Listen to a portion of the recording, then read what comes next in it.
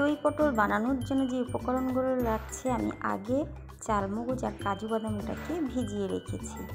এরপরে সাদা সর্ষে ও কালো সর্ষে একসাথে আর কাঁচা লঙ্কা দিয়ে আমি ওটাকে পেস্ট করে নেব।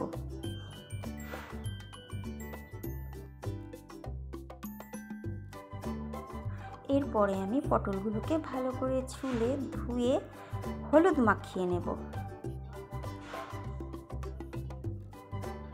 নুনটা দেব না, কারণ নুনটা দিলে জলটা বেরিয়ে যায়। এরপরে গরম তেলে আমরা তেলটা ভালো করে গরম হয়ে গেলে আস্তে আস্তে আমরা পটলগুলো ভেজে নেব।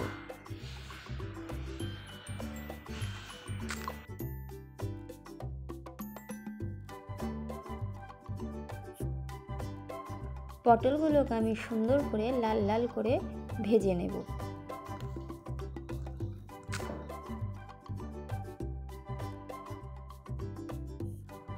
এরপরে একটা পাত্রতে আমি দইটাকে ভালো করে মিক্সড করে নেব।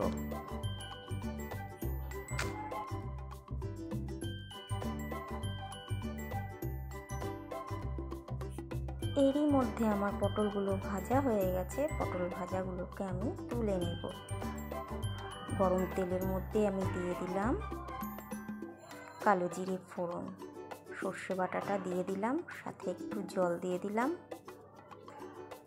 আন্দাজ মতো নুন হলুদ দিয়ে মশলাটাকে আমরা ভালো করে নেড়ে চেড়ে বেটে রাখা চালমগজ ও কাজু বাদাম বাটাটা আমি দিয়ে ভালো করে নাড়াচাড়া করে দিলাম।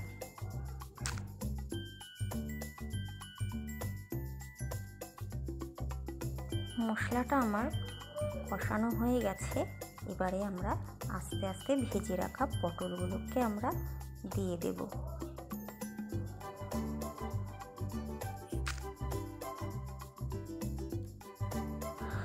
আমরা এবারে অল্প জল দিয়ে দেব। একটু ফুটে গেলে আমরা এরপরে দিয়ে দেব দইটা, মিক্সড করা দইটা আমরা এর উপর থেকে দিয়ে দেব।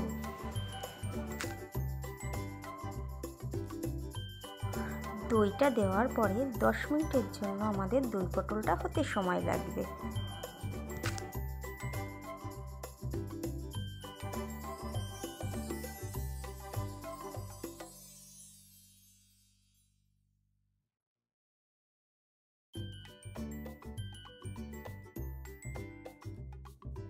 বন্ধুরা, আমার দই পটল করা রেসিপিটা যদি তোমাদের ভালো লেগে থাকে তাহলে আমার চ্যানেলটাকে সাবস্ক্রাইব করে আমার সাথে থাকো, পাশে থেকো। আর অনেক অনেক ভালোবাসা তোমাদেরকে। তোমরা এইভাবেই আমার সাথে থেকো। এইবারে আমরা দই পটলটাকে কি করব, আগে থালায় একটু ঘি মাখিয়ে নেব। এইবারে নামানোর আগে দিয়ে আমি একটু ঘি দিয়ে নেব। ঘি দিয়ে এই পরিবেশন করে ফেললাম আজকে দই পটল। তোমরা কমেন্ট করে জানিও আমার এই দই পটল তোমাদের কেমন লেগেছে, আর বাড়িতেও তোমরা ট্রাই করো আমার এই রেসিপিটা তোমাদের কেমন লেগেছে।